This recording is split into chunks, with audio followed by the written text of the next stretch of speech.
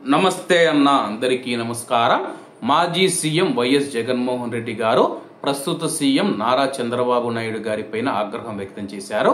వివరాల్లోకి వెళితే, రాష్ట్రంలోని మహిళలకు మీరు కల్పిస్తున్న రక్షణ ఇదేనా? మీ పాలనలో మహిళలకు లభిస్తూ ఉన్న ఆత్మగౌరవం ఇదేనా?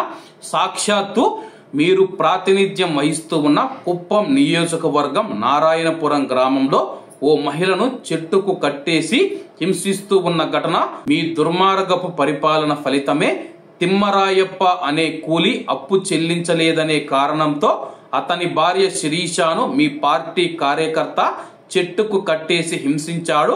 ఆమె బిడ్డలు రోధిస్తూ ఉన్నా సరే కనికరం చూపలేదు, విడిచిపెట్టలేదు. చంద్రబాబు గారు మీ హయాంలో జరిగిన అనేక క్రూరమైన ఘటనలో ఇదొకటి.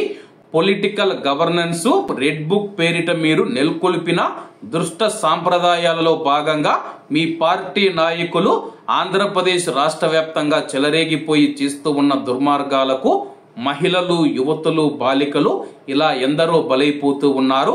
ఈ ఘటనతో ఏడాది కాలంలో రాష్ట్ర వ్యాప్తంగా మహిళలపైన జరిగిన అన్యాయాలు, అఘాయిత్యాలను సీరియస్ గా తీసుకోవాలని, చట్ట ప్రకారం కఠిన చర్యలు చేపట్టాలని డిమాండ్ చేస్తూ ఉన్నారని చెప్పేసి వైఎస్ జగన్ గారైతే నారా చంద్రబాబు నాయుడు గారిని కోరడం జరిగింది. మరి ఆయన ఏ విధంగా స్పందిస్తారో వేచి చూడాల్సి ఉంది. కాబట్టి అందరూ బాగుండాలి, ఎందులో మనం ఉండాలి. అందరికీ నమస్తే అన్న, జై హింద్.